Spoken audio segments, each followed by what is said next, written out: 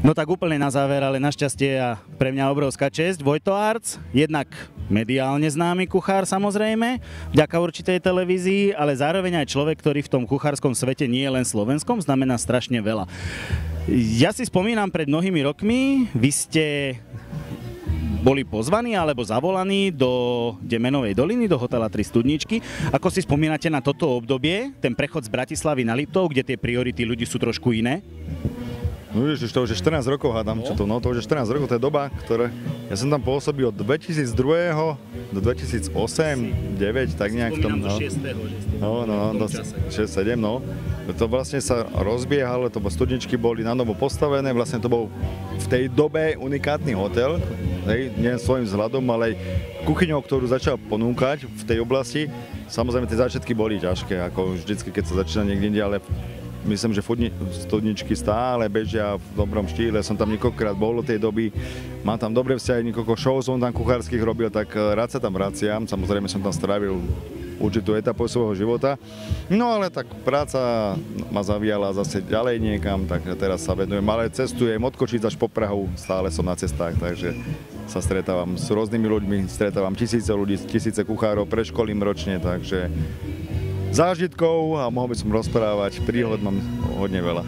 Keď sa bavíme o Slovensku, sú tie lokality Orava, Východ, Juh, Bratislava sú vyslovene niečím špecifické pre vás? A tak špecificky, on sa to už, tá gastronomia sa vyrovnáva, už nie je tá dominancia tých veľkých miest, že by som povedal, ale tá gastronomia už sa dostáva.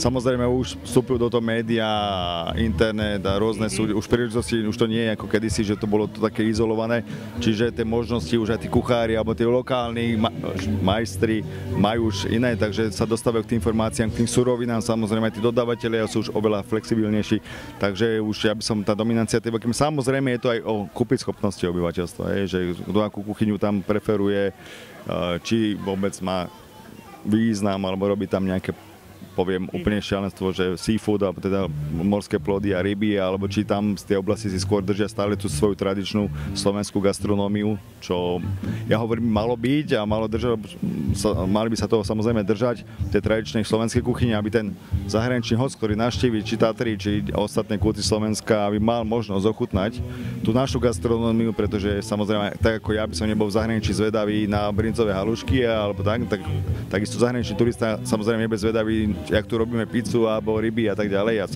okrem tých sladkovodných, ktoré sú pre nás tradičné, ale idem do tej krajiny ochutnať miestnu kuchyňu, takže mali by sme ponúkať hlavne tú našu kuchyňu. Je možné teraz niekde špeciálne ochutnať vašu kuchyňu, vaše umenie, špeciálne, že proste ja dnes sa rozhodnem, chcem kuchyňu Vojta Arca?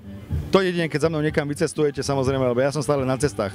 Auto ma prenáša, ja stále skôr som taký kuchár cestovateľ. Nie som na jednom mieste, ako kedysi na tých troch studničkách, ale teraz ja skôr školím kuchárov, alebo chodím po festivaloch, ale robím kuchárske show, alebo keď si ma pozvú, tak varím x chodové chody na rôznych prevádzkach.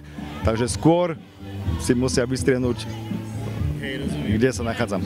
Najbližšie lokality, kde sa najbližšie. Kde je najbližšie, Ježiš, to je, keby som mal začať, tak idem do Nitry, potom do Zvolena, do Bystrice a potom je festival v Košiciach zase, takže stále niekde. O 2 týždne festival. Tak, o 2 týždne festival v Košiciach.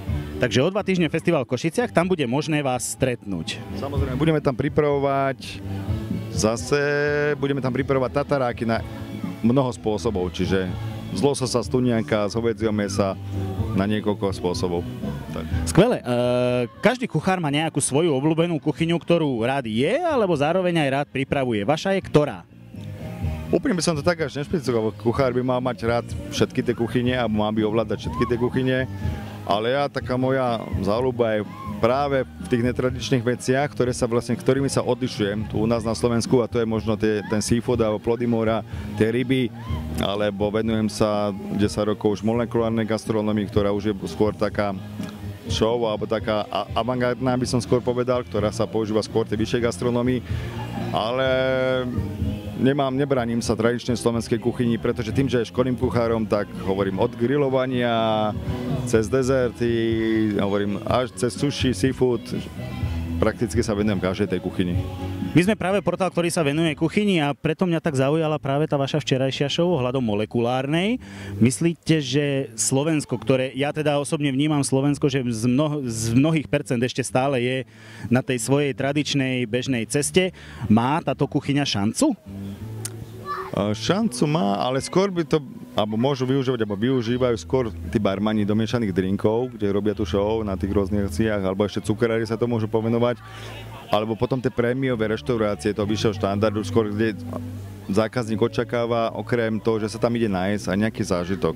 Hej, tak ako chodíme za kultúru, alebo na dobrý koncert, alebo do dobrého divadla, tak samozrejme tiež vyhľadávame reštaurácie. Či ideme iba nasytiť naše potreby, alebo či vlastne ideme aj za nejakým zážitkom, že tam chceme zažiť niečo viac, nielen obsluhu, zážitok na jedle, chuťové vnemy a tak ďalej, to prostredie, servis, takže je to určitý spôsob aj alebo toho umenia, takže má šancu, ale je to pomerne dosť finančne náročná záležitosť. Takže v našich podmienkach obávam sa trošku, že to vo svete už pomaličku ustáva, že kým my sa, neviem, či sa to vôbec u nás do takej miery ako vo svete ujme.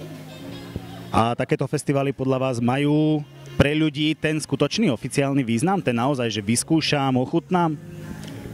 No práve to je vlastne cieľom tých festivalov, aby mali možnosť ochutnať, lebo samozrejme chodia tu rôzni vystavatelia, rôzne reštaurácie, hotely, ktoré sa tu vlastne prezentujú a tým vlastne pozývajú nielen na tento festival, ale aj do svojich potom následne do svojich prevázok. A sa mi ľúbi tá variabilita, tá rôznorodosť toho, že ktoré sa tu ponúka, čiže či je to nejaké grillované mäsko, alebo či sú to len nejaké síry a stejky, hamburgery, sushi, takže zákazník má možnosť tu ochutnať. Samozrejme sú to tie menšie porcie, čiže v každom tom jednom stánku má možnosť ochutnať a porovnávať to, čo by možno chcel ochutnať a nemá možnosť, a to je práve tá možnosť, kde príde na ten festival a ochutná, alebo poda, ktorí chcú navodiť nejakú spomienku na dovolenku, že niečo zažili, niečo ochutnali, vycestovali, alebo poda, ktorí nemajú možnosť vycestovať a chceli by ochutnať, ale nie možnosť ochutnať a práve na tomto mieste môžu ochutnať aj tie netradičné zážitkové gastronómie alebo zahraničné kuchyne. Azijské kuchyne, tí špecialisti vedia dokonca aj pre človeka smrteľne jedovaté ryby pripraviť tak, aby boli konzumované. Toto vás nejak neláka, alebo vyskúšať, alebo dokonca máte s tým skúsenosti? Skúsenosti nie, priznám sa, to sú ryby fugu, keď už sa bavíme o tom. Tam je potrebné získať ten kurz a ten trvá niekoľko rokov, kým získate vlastne ten certifikát alebo vlastne to oprávnenie, že môžete to vlastne pripravovať túto rybu a neviem, teraz by som klamal koľko rokov, ale to trvá niekoľko x rokov. Samozrejme musíte byť preškolení a robia to oficiálne tá škola, myslím, že v Japonsku beží a potom tí kuchári dostanú ten certifikát a môžu a tie reštaurácie sú označené vlastne toho rybofugu, vlastne tam vyobrazená. Ale tak láka. Tak dneska už tí kuchári sú tak vycvičení, že už by to nemalo byť nebezpečné. Nepočul som o prípade, že by niekto sa v poslednej dobe alebo doby bol usmrtený alebo paralizovaný touto rybou. Ale je to ako sushi, no tak je to len skôr taká záležitosť imidžová. Ja si myslím, že to je taká ako všetko ostatné. Aj sushi je pre niekoho atraktívna molekulárna kuchyňa, pre niekoho je to určitý adrenalín, že tam cíti to nebezpečenstvo alebo nejaké to napätie. Takže je to presne o tom, akú kuchyňu chcem. Niekto má ten zážitok z obyčajných brinzových halušiek, kto si vychutnáva jedlo, tak či sú to brinzové haluška alebo ryba fugu, tak podľa mňa pre gurmána je to rovnaký zážitok. A tak na záver, my sme vlastne portál, ktorý sa venuje prezentácii reštaurácií a mnoho z tých reštaurácií preferujú aj svoje denné menu. Nejaký váš postoj k dennému menu? Tak denné menu vlastne prišlo s dobou vlastne, lebo ľudia to chcú, ľudia sú naučení. Tie reštaurácie dneska vlastne to denné menu ich, poviem otvorene, drží nad vodou, lebo to obed tvorí u niektorých reštaurácií 80% tržby celého dňa, že to obedové menu, čiže tá doba, tí ľudia dotlačili tie reštaurácie, aby sa každá jedna takmer venovala tomu dennému menu. Ako ktorá, v aké cenové relácie, v akej kvalite, to už nebudem ja hodnotiť, samozrejme, lebo ľudia majú možnosť si vybrať, ľudia za to platia, takže ja nehovorím, že je to zlé, ale tak nie všetci by sme mali robiť všetko. V rýchlosti dve otázky posledné. Čo si myslíte o škole varenia? Ako taká nejaká, keby človek sa rozhodne ako ja, jednoduchý človek, obyčajný domáci kuchárik, do školy varenia, môže mi to niečo priniesť? A spoznávať tieto veci, lebo ja by som sa napríklad nikdy neodvážil doma pripraviť grillovaný ananás s zmrzlinou, maslom a rozpútať doma oheň. A to ešte myslím, že to je jedno z tých jednoduchších vecí, ktoré... Ale taká to je vec, zase čo očakávate od toho, že tak ja tiež by som na nejaké kurzy išiel možno, ale tak a ja sa preškolujem stále, alebo však doba gastronómia stále napreduje, to je celoživotné, nemôžete ostať na mieste a nemôžete čerpať 10 rokov z tej istej veci, ktoré ste sa naučili, takže stále treba, ja tiež chodím na akcie a na súťaže a preškolujem sa a takisto preškolujem a odozdávam tie skúsenosti ďalej. Čiže rozdiel, či tá škola varenia ide na ňu profesionál alebo amatér, čiže preto profesionálna tá škola varenia už je ďaleko náročnejšia alebo príprava, ale aj ten amatér chce sa naučiť, chce získať nejaké zručnosti a myslím, že aj ľudia doma chcú variť, aj keď už teraz sa otvára tá doba, že ľudia vychádzajú a chodia do tej reštaurácií, už nie je to tak, že rodiny sa stretávali denne pri stole a každý varil si doma. Ľudia už sa naučili chodiť do tých reštaurácií, takže je to len plus pre tú gastronómiu. Vidíte, že aj amatéri, jak tu boli včera hostia, aj Tomáš Pikáli vlastne, ktorý v nemenovanej relácii sa ukázal, je to florista, kvetinár, obyčajný a stal sa s ňou super šéf-kuchár, ktorého zamestnala aj prémiový hotel, reštaurácia, takže aj títo majú šancu a pokiaľ sa chcú vzdelávať, hlavne keď to chcú robiť s láskou a chcú sa tomu venovať, tak ja vidím cestu aj tadeto. Posledná otázka. Vaša najmladšia dcerka, o ktorej sme sa predtým bavili, čo má najradšej? Čo najradšej papa? Od jej ocka svetozbehlého, ktorý dokáže všeličo pripraviť?